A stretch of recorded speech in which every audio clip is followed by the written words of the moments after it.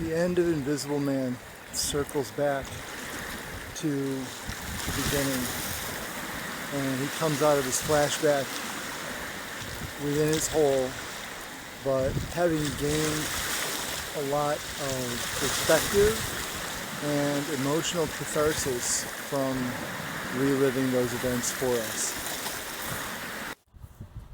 The chapter roughly, the epilogue roughly breaks into three general areas, one of which is just him musing in the hole and thinking about things, and then the central part is a narrative aspect where he tells a little story about running into Mr. Norton again after all these years, and then the final part is him musing again and coming to the conclusions that he's reached.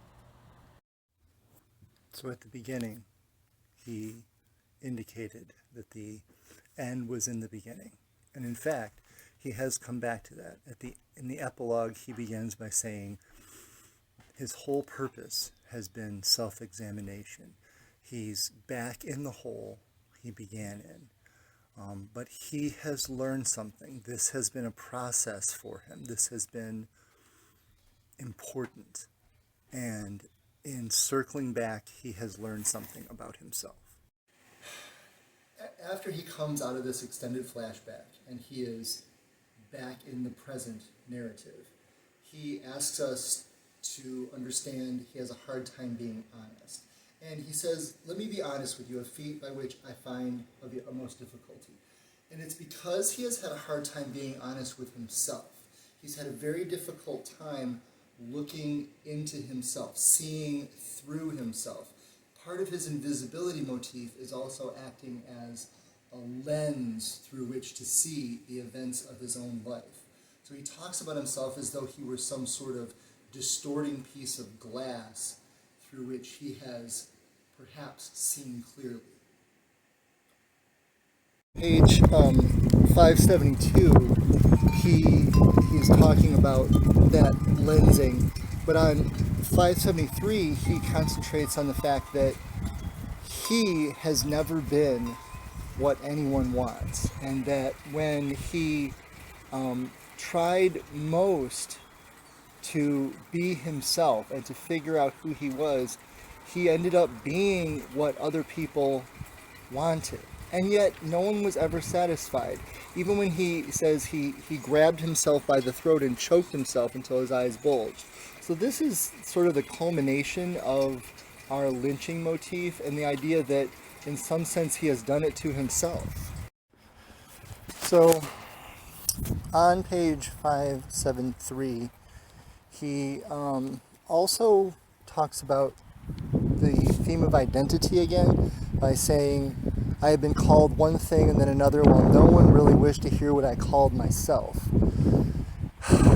And he again indicates that he hasn't been getting anywhere with this by saying that I had boomeranged a long way from the point in society toward which I had originally aspired. That is also on 573. And so he says, after this was all over, he took to the cellar. And that would have been fine, he says, except he couldn't turn off his brain. He says, damn it, there's the mind. And his mind wouldn't let him rest. And he says also that the joke was, the crude joke kept him running at the bottom of 573. That joke takes him back again and again to his grandfather. And he's still plagued by that deathbed advice. It is on 574 that he talks about the principle on which the country was founded. And by this, of course, he is talking about a line from the Gettysburg Address, the principle that all men are created equal. And the basic contradiction and the irony of that as the founding principle of America, balanced against the history of slavery in this country, is one of the central tenets of this book, and that the aspirations of the U.S. are noble and wonderful, but they are sadly not realized.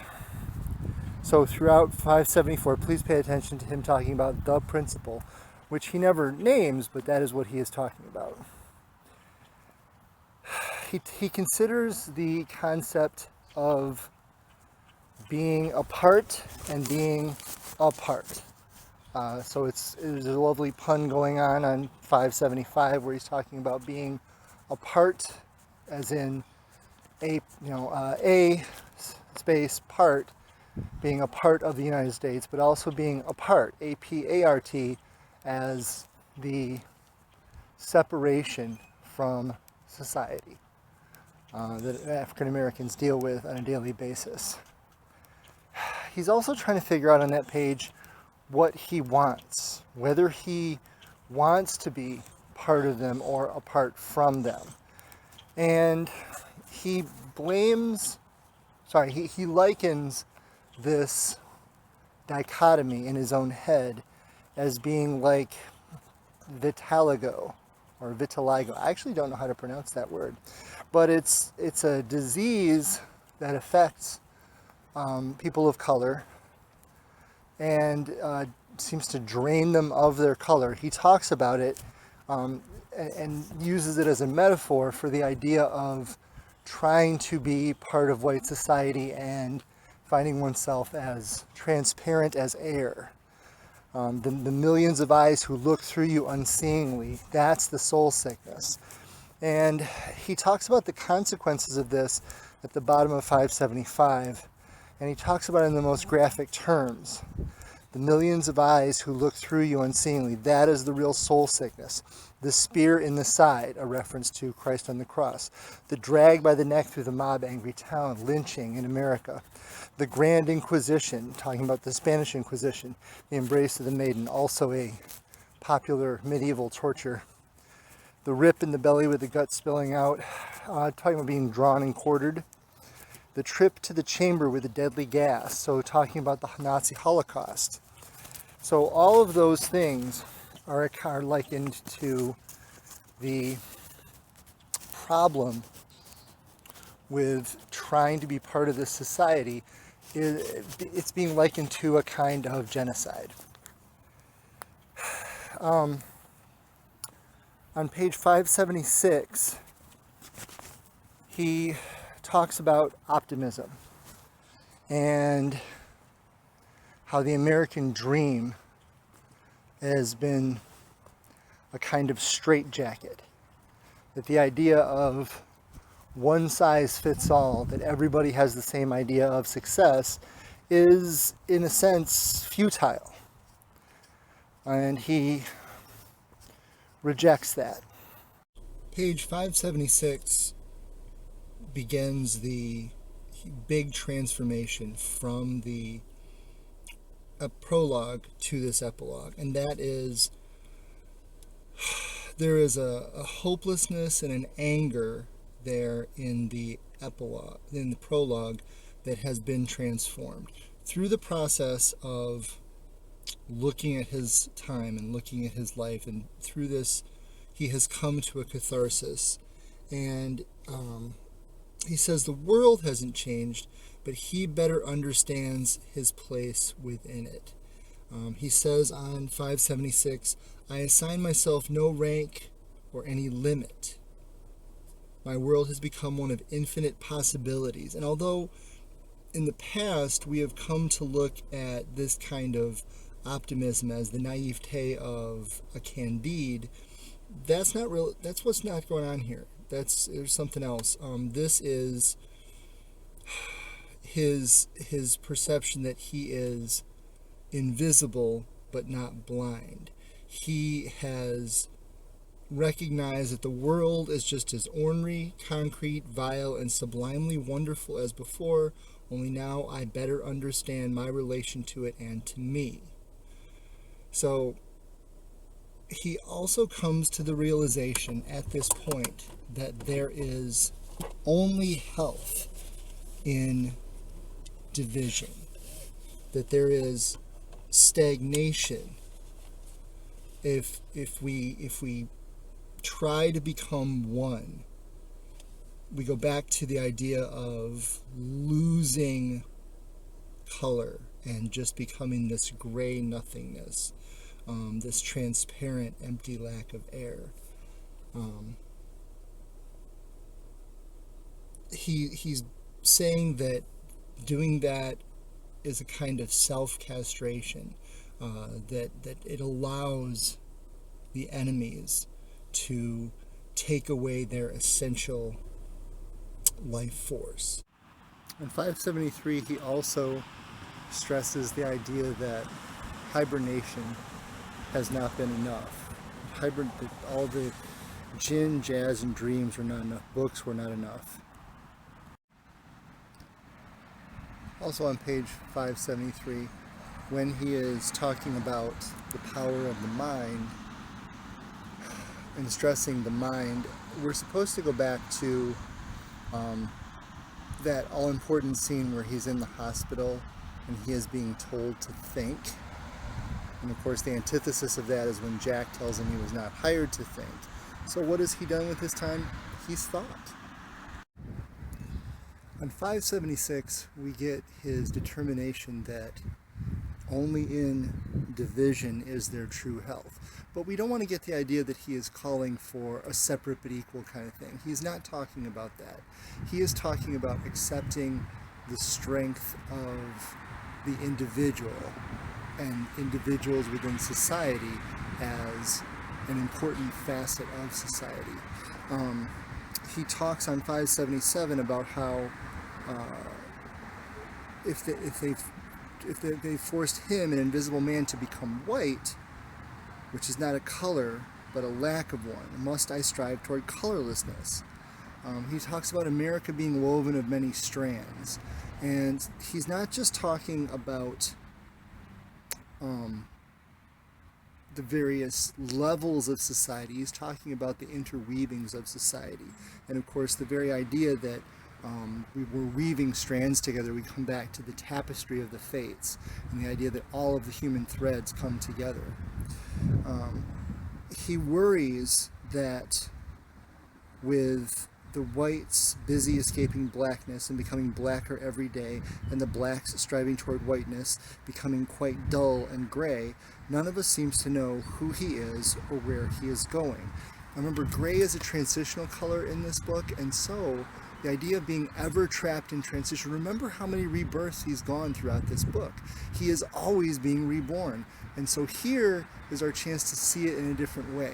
Here's our chance to see that itself as the running he was talking about. He's always running towards something. He's running from something. Calling back to the hospital scene where he figures finally that when he knows who he is, he'll be free. In this instance, he talks about losing a sense of where you are. We're on 577. Losing a sense of where you are implies the danger of losing a sense of who you are. So your identity is tied to your understanding of the world around you and where you fit into it. And that's what leads us into the only narrative part of the epilogue, and that's when he runs into Mr. Norton.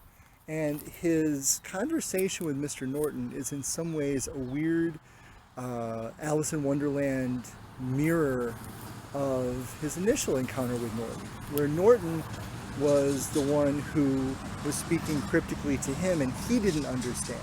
And now he is speaking cryptically to Norton. We understand everything that I am is saying, or at least most of it, and Norton is the one who is bewildered. So the roles have been reversed.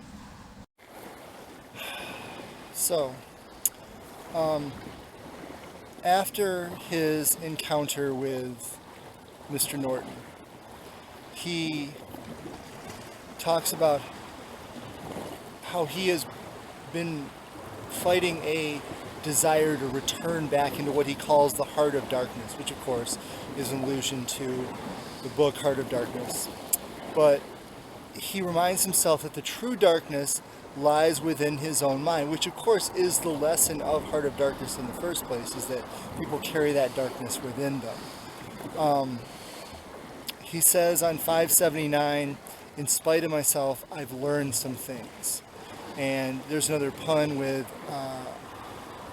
all knowledge comes to one labeled file and forget, and I can neither file nor forget, nor will certain ideas forget me. They keep filing away at my lethargy, my complacency. So the idea that he is still fighting against everything he's learned, despite the fact that he has worked very hard to learn it, is important here. He says at the bottom of 579, we kind of come to a culmination of all of his ambivalence. I denounce and defend. I condemn and affirm. I say no and I say yes. I say yes and I say no. But the most important thing he has come to is the fact that he loves. At the top of 580, he says, I find that I love. In order to get some of it down, I have to love.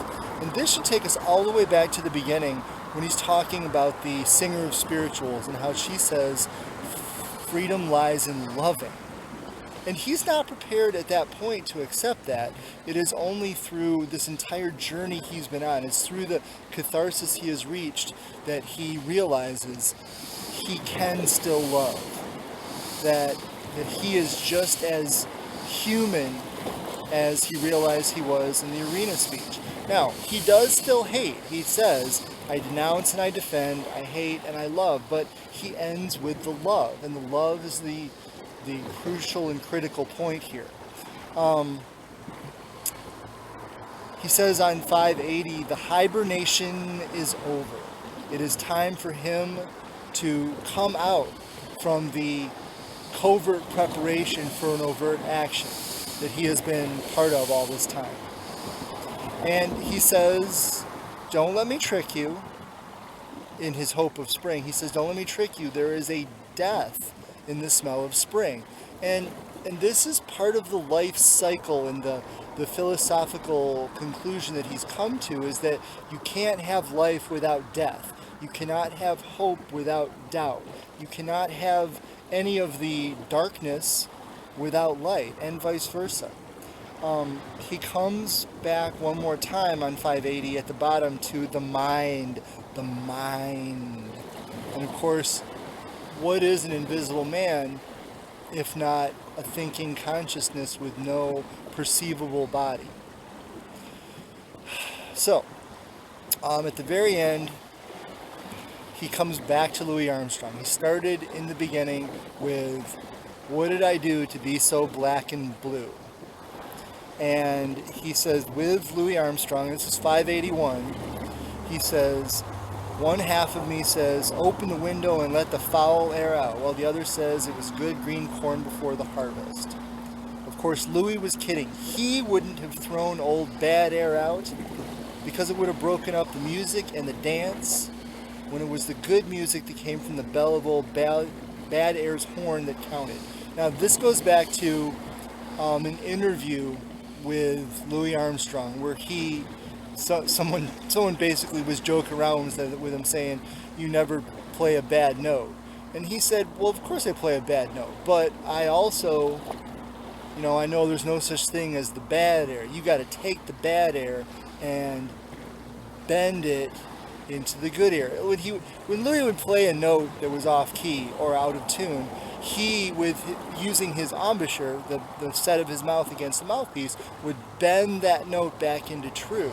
And that is sort of the greatest essence of taking what's bad in the world and using your talents, using your abilities, using you to put it back into true, putting it back where it should be. So that is sort of the last symbol of I am deciding that he has a socially responsible role to play. And he's kind of making a joke of that social responsibility way back from the Battle Royale. And the idea that, isn't it kind of funny that an invisible man really does have a social obligation to those around him. Now, the last line of the book, who knows but that on the lower frequencies I speak for you. He is referring, of course, to a couple of the different motifs that have come up throughout the book. First of all, if you think of the levels, the idea of different levels. We can go back to Dante's Inferno. We can go back to the various strata of society, and and of course he's down in his pit, he's down in his hole doing this thinking. But he's also referring to the idea of the trombones being the lower timbre, the basic truth that African American voices are about a range lower than most white voices. And so he's not just talking to African Americans, he is talking to everyone. And the whole idea that we are not being separated from them, but we are a part of them, tells him that he is speaking on behalf of everyone with this book, and that he is speaking for you. He is reaching out to you, the reader. Now, the very first word of this novel is I, which you could say symbolically implies a certain, I guess you could say, selfishness. And here at the end, his last word is you, because he has come to some selfless conclusions. Thanks very much. Talk to you. Bye.